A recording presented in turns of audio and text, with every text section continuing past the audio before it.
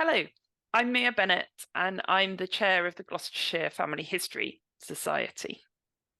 And I'm Simon Davies, the founder and CEO of WeAre.xyz, the family archive and one place study archive builder, website builder. At Gloucestershire Family History Society, we also are known as GFHS, and we have been trying to find a way of getting more people able to engage in the projects that we do. We're very lucky we've got quite a number of projects, but trying to find a way to get people that aren't able to come into our family history centre, and trying to encourage people that maybe haven't got involved in family history before get involved in a project about their local community. In thinking through this, I've been talking to Simon to find out how his platform could potentially help us. And I was delighted to help, of course. So we're just launching a one-place study sort of variant of our family archiving platform. And I think we could do some great things together. Would you like me to demo like where we're at so far? That would be great, yeah, just to see what the platform could look like for a project that we could get involved in. Okay, well, we'll do a quick transition. So what I've got here is actually a one-place study using our platform, of course, about the village that I grew up in, Little Shelford, just outside Cambridge. So if I have a look through, you can see I've got a map at the top here, which I can open up. We can go down and have a look at Little Shelford, where I was born. And then I close that. I've written an introduction to Little Shelford. Here on the right here, there's an image of the street that I was born in. In fact, I was under that arrow, and Excellent. it was a brewery. So I was born on a brewery. Anyway, so there's a lot of history about Little Shelford here. There are obviously lots of places within Little Shelford, and it's really bringing those places to life that the platform does. So lots of places. And if I look at and you can see where they are on the map. Exactly. And the map very much becomes a sort of guide and a menu and a way of navigating. So if I look at 19B Hawkston Road, which is where I was born, put it in 3D flyby mode, and then 6 months after I was born, we moved all the way over the road. Number 30 Hawkston Road. We had great adventures in this street. You can see this wood at the end there. I used to make camps in there as a kid. And there's a little tunnel under the railway line there. I used to climb into at age about 7 and wait for those trains to go overhead. And then that's the road in general. But you can see how I can just navigate. And I assume those sort of memories you can record onto the website. Absolutely. And then this is the old manor house. Over here. I can see the big advantage of this is it becomes more accessible to people that enjoy the kind of the technology and that visualization of things that might appeal to people that haven't traditionally liked to sit in archives and dive through documents. It brings it to life in a different way. I think it makes it more engaging and accessible, and it's still really simple to do. That's the thing. So our technical breakthrough is to make it really super simple to do. So here we are at Kings Mill, and I can click and open the section I've got on Kings Mill, where I've got these lovely pictures that come from a Victorian document on the village, which I'll show you that later, actually. And if I look in documents, the things that I've written up to do with Kings Mill. I remember that book from childhood. Yeah, well, that house there was where the author Philippa Pearce lived.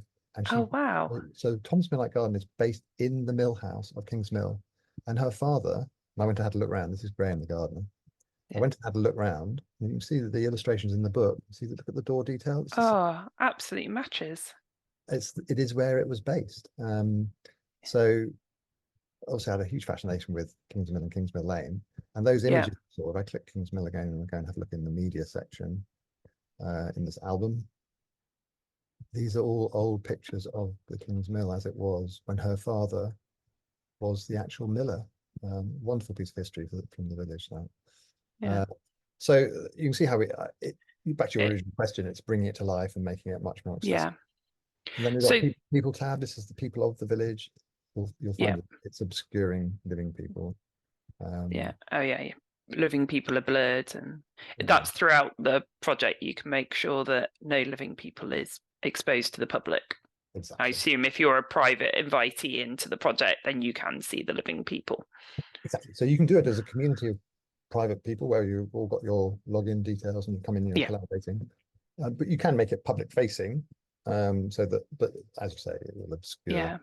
So what we're thinking about, we've had an idea to take a cemetery or a set of memorial inscriptions that we have collated and put together as the society. And what we are thinking of is using that as a starting point to then be able to allow people to come in and research those people that are on the memorial inscriptions to start to build out more people, more about their lives, whether you go and find them on a census return or you find out they were living in the house, and try and bring in the local community to say, you're now living in this house. Are you interested in sharing what you know about it and things like that? So use those kind of commonalities to try and pull people from the local community in as well. Okay. Well, so if you send me a few details on that, shall I go away and see what I can do? As Yeah. a So straw it's man little test thing. sounds really good. So we've got it's the Shortwood Baptist Chapel. It's the chapel isn't functioning anymore, but the memorial inscriptions, we've gone in and photographed them all, and we've got a plan of the site as well as someone has transcribed all of the memorial inscriptions. So I will send that through to you so that you can show what can be done. Brilliant. I can't wait. I'll go and have a look. Okay, Mia, thank you for sending through the various images and details of Shortwood Baptist Burial Ground, which is, let's just go and have a look where it is. So great thing I can do with our mapping thing is I can just move your head, actually, our heads, put it into 3D mode. And let's go and have a look. There is Shortwood. And I just get a bit of perspective on this. So you can see how. Oh, you can definitely see the kind of Stroud valleys at that point, can't you? Hilly, all the hills. So that's where it is. Okay, let's close that. A picture of the entrance gate and a little bit of background. And then you finally sent me this the plot plan. Yeah, really old plot plan, beautiful documents. Well, we've stitched them together. There were like 4 of them. Now from these, so I've got a nice big close-up portrait view, I've got landscape view. Let's go into this one. As I move over, I saw a red flash up. Yeah, I've just done a cut for now. Yeah. That's John Anthill. Actually, that tomb contains several of his family, as does that one there. I guess I haven't matched them up to the exact place that they are, but just for demonstration. But you've got that ability. So for each person, you'd be able to hover over, and if they were all populated, you'd literally be like jump, jump, jump, jump, jump as you move over it. But you could then spot someone that you're interested in.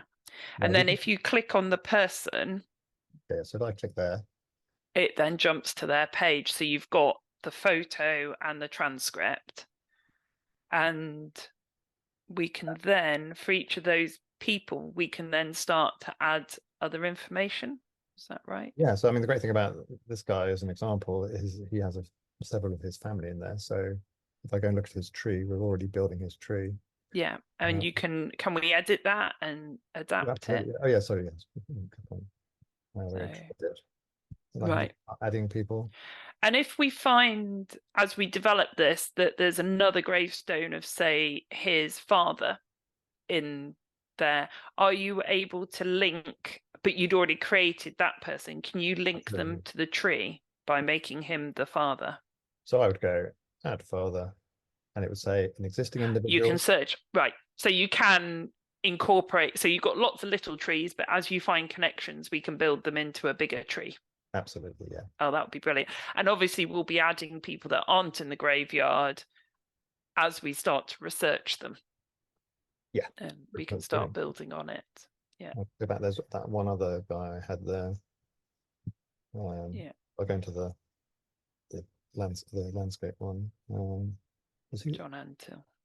It's John Anthill we haven't been into. He had a few more people underground with him. So his wife and his sisters, yeah. So you can see it spaced out a bit more.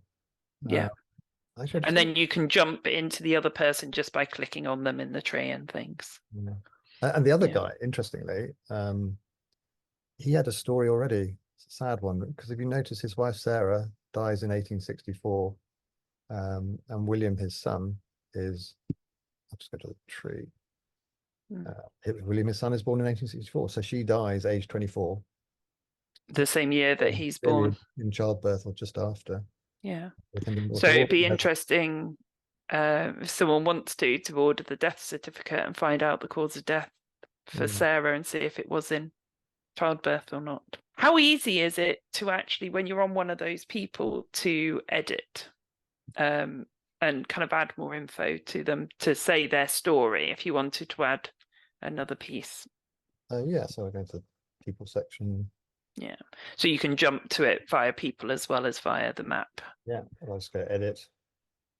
I can add all sorts of things. I could add map blocks, tree blocks, text. So it's similar to doing a website, but very easy, but you've got things already set up specifically. I have some AI wizards to look at their to life, help. etc. Very clever. So yeah, you can very simply build out. Yeah. And Yes. or you can add it the text that's already there. Yeah, so I mean, I just pasted in this text. You get, well, this is the monumental inscription. Yeah, that came off the transcripts we sent you. But if a family member took an interest and they knew more about this person, they'd obviously write up Yeah. a more engaging. Yeah. So in terms of how we could get people involved, is it easy to invite people into the project? Yeah, absolutely. So here I go invite, and I just start adding in. So my colleague Neil is in here. I just start adding in. I could put your email address in there. Invite. Yeah. And you'd come in. Yeah. You can also manage the people in the group. So there are all sorts of permissions. Well, I definitely think this is going to get lots of people excited about getting involved. And your family history show? Yes, we have a family history show on the 2nd of November held at the Heritage Hub in Gloucester, and Simon's going to be there. He's going to be explaining WeAre. We're going to talk a bit more about the project, and we'll formally launch the project on that day, but there'll be plenty of time to learn about how to get involved. I guess in the word of the two Ronnies, we can now say, and it's goodbye from her. And goodbye from him. Goodbye. Goodbye.